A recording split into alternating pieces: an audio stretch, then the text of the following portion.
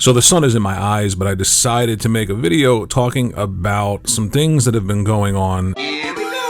And again, it's this really strange disconnect between what's popular and what's being talked about, what's exciting on social media versus, I guess, what somebody like myself who's been playing games a really long time and all the people that I know that play games talk about. It's so different.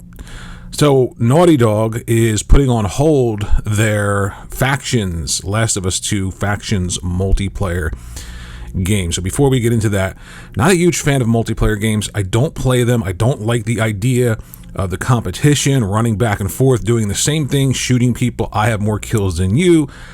I understand it could be fun. It's just not for me. Great if you love it. Fantastic. Factions, Last of Us Factions, was never a huge game.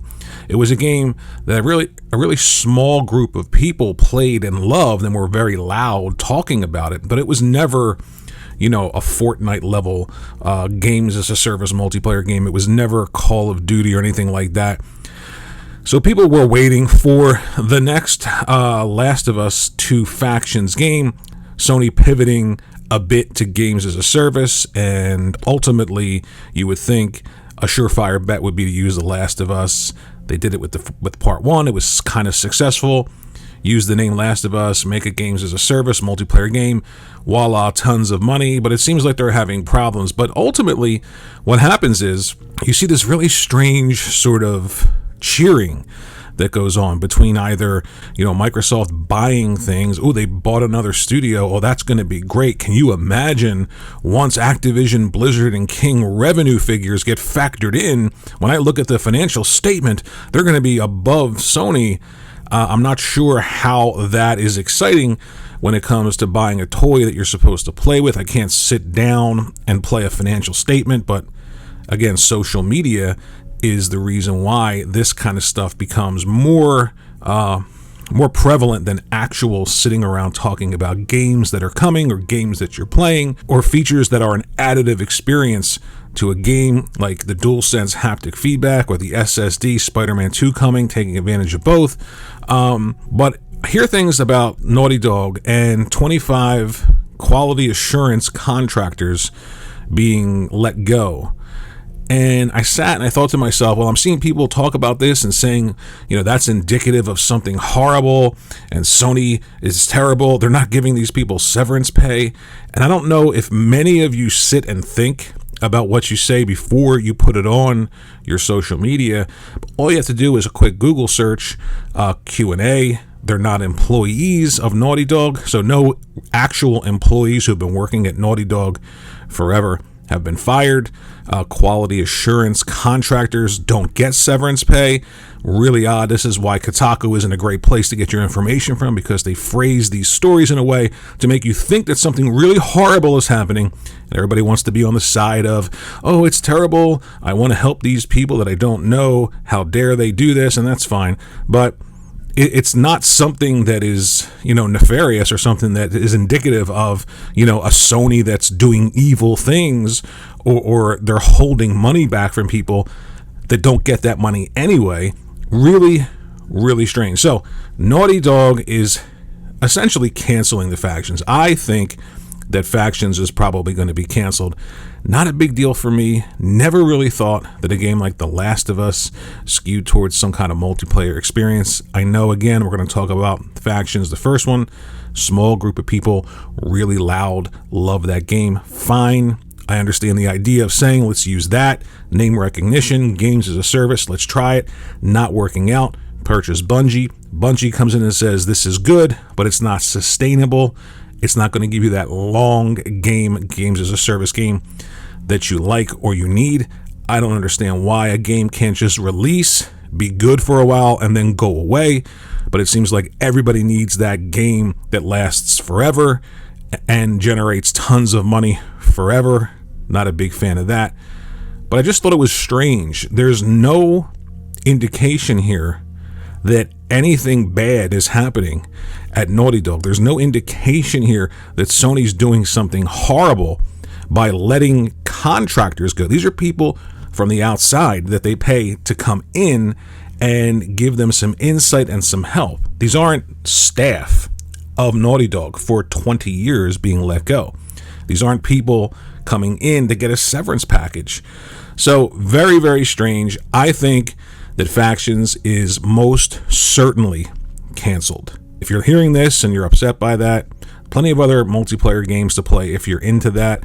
I think it's a good thing for Sony. I think that the pivot away from games as a service is a good thing. I don't think that chasing that long-tailed rabbit of gas games is beneficial for certain people, and I don't think it's beneficial for Sony. I think doing what they do best. Take a look at Nintendo. Nintendo characters are known throughout the world.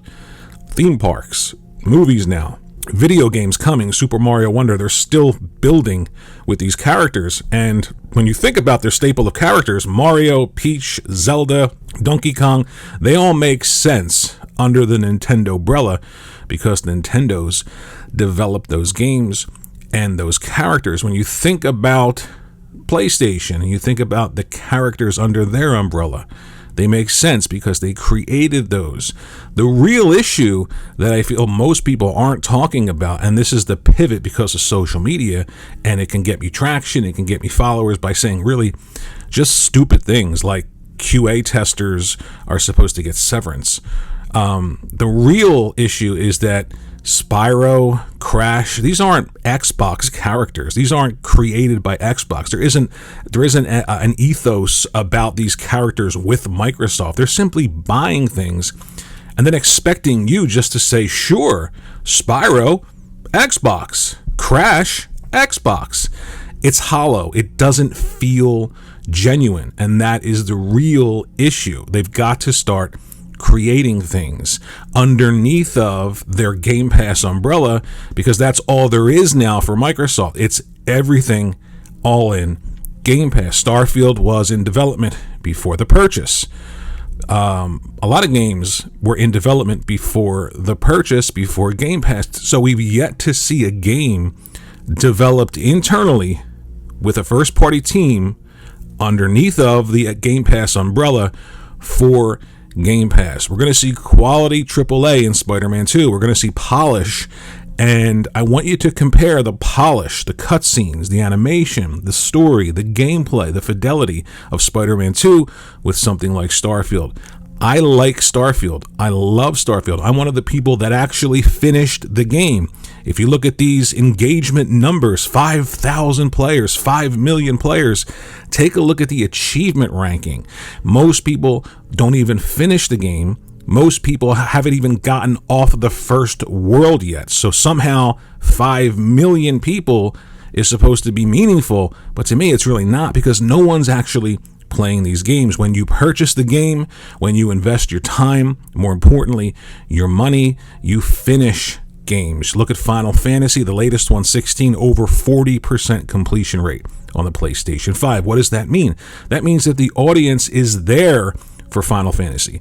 They're there for the characters. They're going to be there in the future for those characters. They're not just going to say, I'll turn on Final Fantasy, I'll turn on this game, I'll turn on that game. It's like the Netflix effects. How many times have you sat on the couch and just went like this through Netflix, for 30 minutes trying to find something to watch? Guess what? Just doing that counts as engagement with Netflix.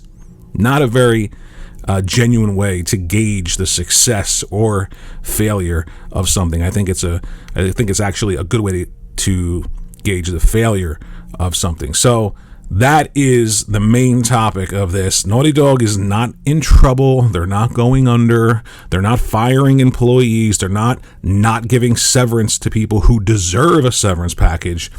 But most certainly, I think Factions is going to be canceled, and hopefully they get back to doing what they do really well, which is create compelling worlds and stories and characters that drive the audience to complete the game and identify with the characters, and more importantly, be there for the next game in a franchise. Thanks for watching the video. Let me know what you think in the comment section below, and I'll see you in the next video.